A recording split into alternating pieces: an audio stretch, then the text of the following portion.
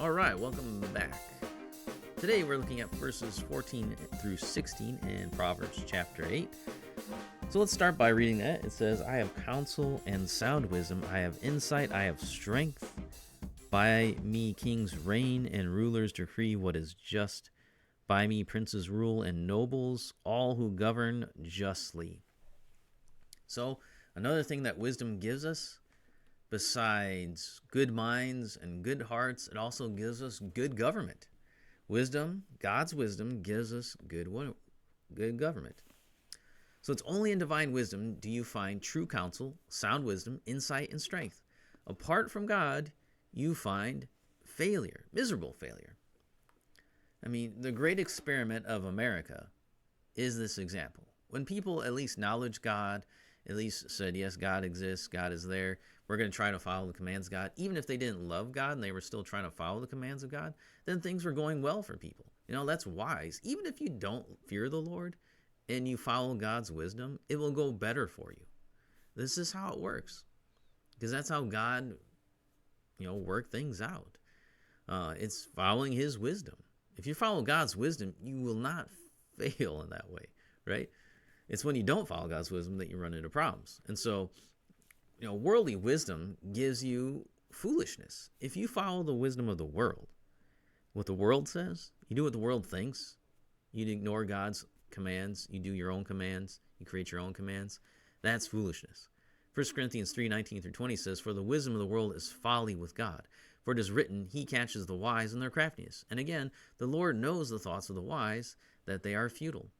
Now, can unbelievers follow the wisdom of God? Can they do the wisdom of God? Sure. Is there benefit for them? Absolutely there is. We would be fools to say that there is nothing, that there is nothing for them. There is no benefit in following the commands of God. There's no good in following what God said, because that would be foolishness to say that. Of course there's good. If all the people in a nation are following the commands of God, whether their heart is in it or not, it's going to go well with that nation. Now, you hope that their hearts would go well, right? And, hopefully them doing the commands of God would always convict them and point them to the fact that, hey, your heart's not in this. You're doing this, but your heart's not in it. Get your heart in it.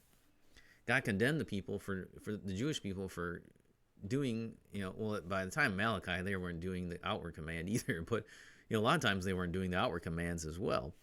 But it would have gone better for them if they did the outward commands, even though their heart wasn't in it. Now, he wanted their heart. Obviously, that was part of it all along. And he didn't want their garbage sacrifices if their heart wasn't in it. Like, you're just, you're missing the point here, right? But did he say, well, I want you to violate my law because that would be better for you? No, I don't think he ever said that. I don't ever think he intended to say, well, I'd rather have you violate my laws and go completely wild than to do my commands but not do it from your heart. Because there's no benefit from doing my commands unless the heart there. That doesn't make any sense, right? God's commands are true and are good whether you believe in them or not.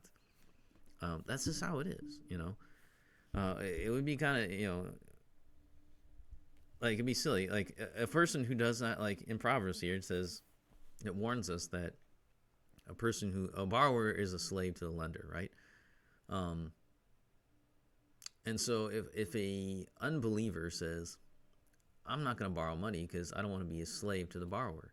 I don't want to be a slave to the lender. Is that better for them than taking out, millions of dollars in loans or running up their credit card to some ridiculous amount? Would it be better for them in this world for them not to do that? Well, sure. Yeah. It will be. There's benefits for that. But is their heart in it because they love the Lord and they're like, I want to follow the Lord, so I'm not going to do this? No, they're not doing it for that reason. And it would go better for them, definitely, if they were to follow the Lord in that and with their heart. But if they're not, there's still benefit there. And we have to say, yeah, there is. So that's the idea. Now, apart from God, ultimately you find failure. So worldly wisdom gives us foolishness, but God's wisdom gives you strength to lead. Ecclesiastes 7:19 says, wisdom gives strength to the wise man more than 10 rulers who are in a city. So wisdom gives us strength, gives me strength to lead.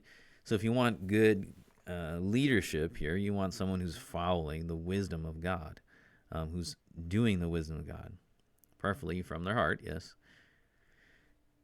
But it says, I have counsel and sound wisdom, I have insight, I have strength, she says. I have strength here. So wisdom gives strength to lead, has the counsel that you need, has insight and strength. It has good wisdom. It's not bad wisdom, it's good wisdom. It's the right wisdom, not worldly wisdom, but good wisdom. And I have strength. So we see that. And 2 Timothy 1:7 says, God gave us a spirit, not of fear, but of power and love and self-control. And so you need that. By me, kings reign and rulers decree what is just. That's the next part. So kings, princes, rulers, and nobles describe various different parts of reigning here. You see kings, rulers, by me, princes rule, and nobles, all who govern justly. So that's describing all the various levels of governing idea. You have the king, which is at the top. You have princes, which are kind of the next lower level there. You have rulers, which are kind of, over different areas, like governors and stuff like that. And then you have the noble people who are kind of just the local ruling elite there. And so this really uses all the words that really describe all levels of governing, of human government. And it's by wisdom that government exists. Christ, who is the embodiment of wisdom, is the King of kings and Lord of lords. See, God uses these words, this idea of a king, of a lord, to talk about Jesus. And say, so that, we have this idea of like authority here. There is no higher authority. So he's the King of kings. Yes, there's other kings. Yes, there's other lords. There's other governing bodies, other people who are in government, but Christ is over them all. He is the King of all the kings. He is the Lord of all the lords that are on the earth. And so by wisdom, by Christ, that government exists. He does. He says he has the ability to set kings up and tear them down. That's what he does. So the only way that wisdom is arguing here, the only way that a government can rule its people justly is if it is following the commands of God and of God's wisdom. That's the only way they can rule justly. They will always rule horribly. They will always fail at ruling if they're ruling from worldly wisdom. They have to rule from God's wisdom.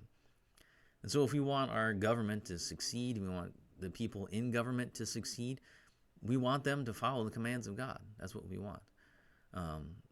That's what we hope that they put in place, because that's the only way that they can rule well. Matthew Henry said, those rule well whom religion rules. So he's saying they have to follow the commands of God. Otherwise, they're not going to rule well. You can't do it. If you set up earthly rules, if you use worldly wisdom, you will always fail. That government will fail. You will fail the people. You'll just make a miserable mess of it. But if you choose to follow God's wisdom, even if your heart's not in it, if you just follow what God says, you will be able to rule well. And so, especially when we come to private, ruling of ourselves, we need to have God in control. But when you spread it out to, ruling, wisdom has to be there. God's wisdom has to be there. If they don't lead by God's wisdom, then we're in big trouble. And so that's what we should want for our government. I mean, hopefully we're seeking people to be in government that are following the Lord, that have God's wisdom. That should be one of the things that we're looking for. Now, are they doing, they might be miserable, horrible men or women for that matter. They're personal lives, but if they're willing to rule according to God's rules, that's better for us than someone who's just going to do like worldly wisdom stuff and like, well, let's do all these kind of programs and all this kind of stuff because this is what we like. It's like, no, this is what the Lord has said in his word. Now in your personal life, you might hate God or whatever, but I'd rather be under a government where they're seeking to put God's wisdom in practice. than to live in a country where the government is like, God, who's that? We don't know, and we're not going to do what he says. We're just going to make up our own rules, our own laws, and you will have to follow them. Yeah, no thanks. Just put God's law into practice, and then we'll be all good. It's God's wisdom. Use God's wisdom, please.